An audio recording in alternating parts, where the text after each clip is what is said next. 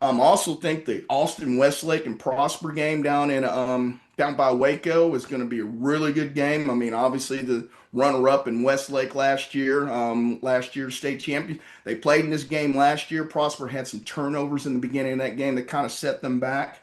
The quarterback for Prosper, Imhoff, is back for them. Also, they got one of the best offensive lines in the state. You know, they got Zamden Crinden, they got Bryce Gilmore. Now they took a huge loss at defensive tackle when Jake Johnson broke his foot. He's going to be out for the year, and he's a USC commit. That's going to be a big hole for them to have to try to fill on that defensive side. One name you need to kind of remember, he's been injured a lot the last couple of years, but even Dave's Campbell's magazine mentioned him as probably being a contributor this year, is defensive back Tyson Stiggers. He's been hurt. He's getting some Ivy League schools looking at him right now, but he's a big factor. He can be a swing guy. He can play free safety. He can play corner. He can play in the slot.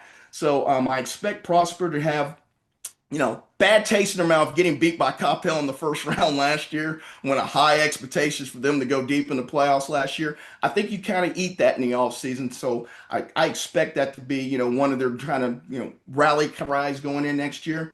Watch out for Reese Wise for Westlake, the quarterback. He's returning back. He had a heck of a year last year. And on defense, I love this guy's name, the defensive line for Westlake, Maddox Flint. I think it's a great name for a defensive guy. He comes back with 70 tackles from last year on the defensive end.